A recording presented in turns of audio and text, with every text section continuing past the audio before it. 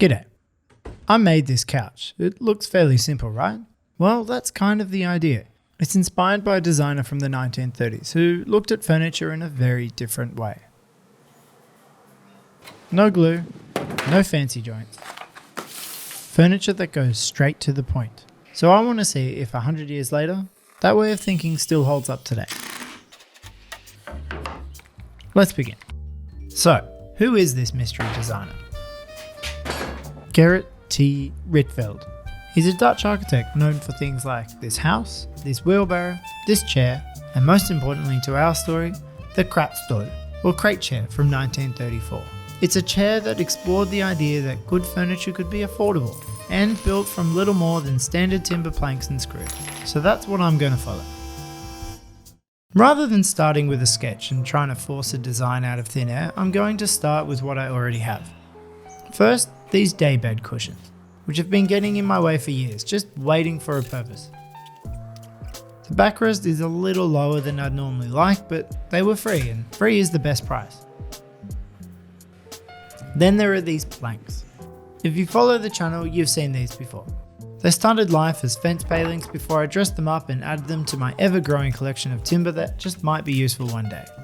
But that day ends up being years later because your anxiety gets in the way of actually using the wood for a fun project in case you waste its potential, so you don't use it and you put it back on the shelf and the cycle goes on and on. Oh, sorry, yeah. Now these planks are 130mm wide, 19mm thick, and I don't have an endless supply of them, which means I really have to consider how they're going to be used. This is where the crate chair really starts to make sense. Instead of shaping them into something they're not, the chair is designed around what the plank has to offer. So with a few simple rules, I started figuring out a design. Number 1, use the planks as they are. Number 2, keep the construction visible and honest. And number 3, don't make it more complicated than it needs to be. With these, the design was less about adding features and more about working within the constraints. And after quite a few iterations, I came up with this. The first job was sorting through the planks and figuring out what I had to work with and where each piece should go. One thing I've learned over time is that simple projects aren't easier, they're just less forgiving. If you have fewer elements and complexity, then what you do have needs to be precise, perfect, predictable. And that's the reason why I like to batch process components wherever possible. That, and I'm only human and humans make mistakes. For the legs, I cut them into rough blanks and tape them together before trimming the final angle. If I'm slightly off, at least they're all off in exactly the same way, and it won't matter.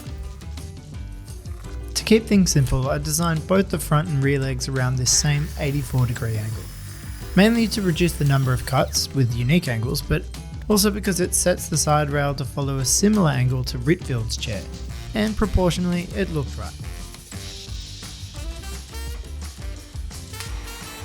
And a quick tip for anyone using a miter saw like mine, which just seems to treat angles as more of a suggestion than a rule. It's worth cutting a scrap piece as a template. You'll thank yourself later. As always, it's worth checking things as you go. In this case, I'd somehow misread the cushion width, which meant the back of your legs would rub on it like parmesan on a grater.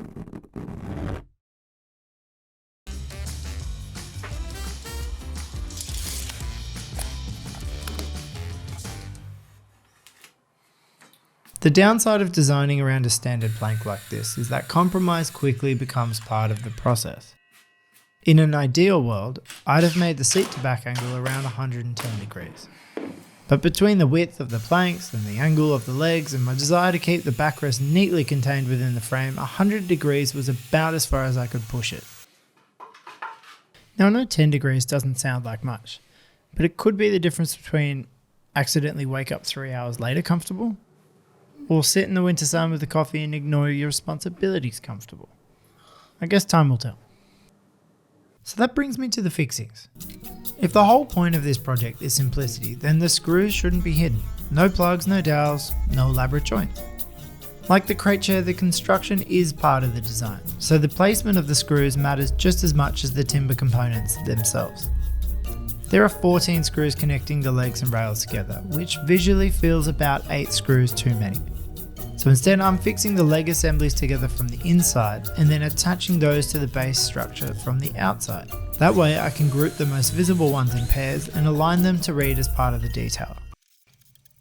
So what you're seeing here is me setting out all of the holes on the side rail first, since all the screws will pass through it. I could then transfer all of that to the legs using the pilot hole, saving me heaps of time measuring.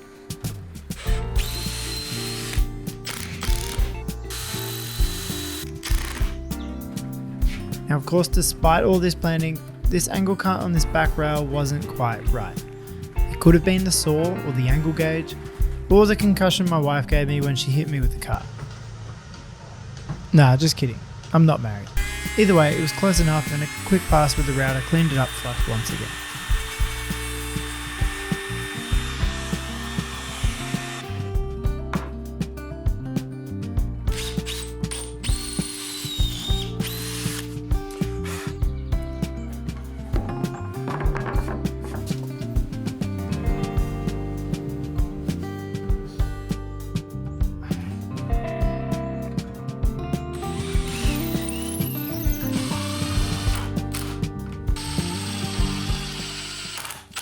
Now you might be wondering why I didn't just build the entire base first and then attach the legs afterwards, and honestly that probably would have been easier, but I'd already committed to the screw layout and I wanted each component to feel balanced. It's often the case that designing around the materials you already have can lead you somewhere you wouldn't have chosen otherwise. At this point I was still undecided about the contrasting timbers. Does it look cool? Is it distracting? I'm not sure. But from a design perspective, there isn't a strong reason for it beyond the fact that this is just the timber I have available.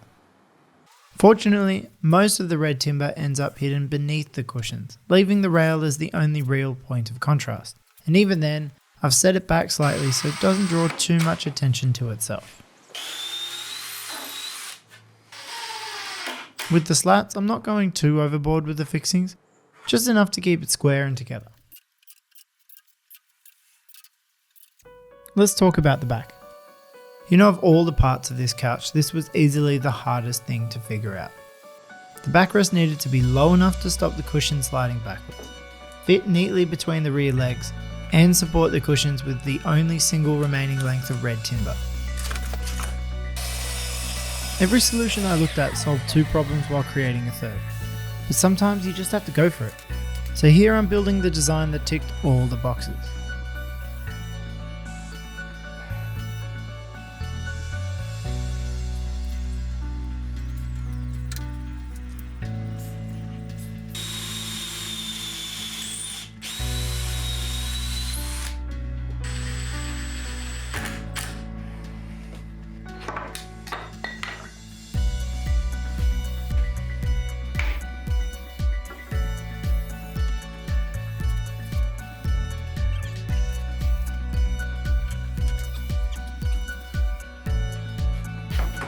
Deep down I knew this probably wouldn't work, but I just had to see it anyway. It's one of those classic situations where form doesn't follow function.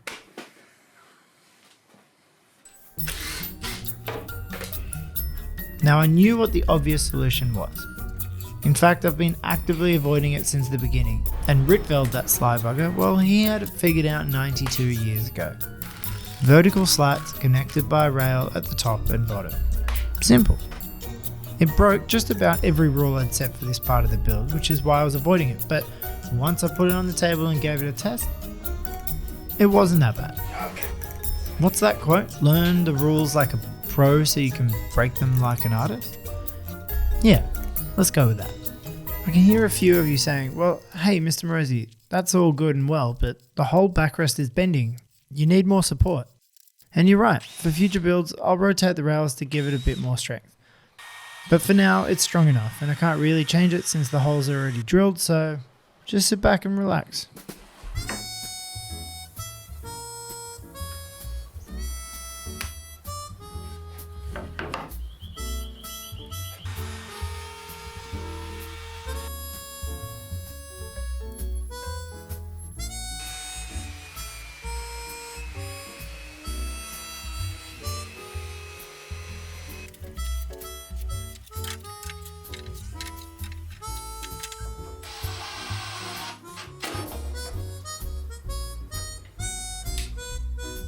With the build done, I just have to put a finish on it. Since it's going to live outside and cop the sun and a bit of rain from time to time, I went with a few coats of tung oil, thinned with a bit of terps to help it soak in and stretch a little further.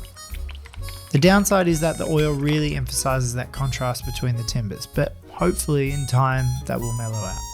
Once I'd let it dry overnight, there was really only one thing left to do. Chuck some cushions on it and give it a final test.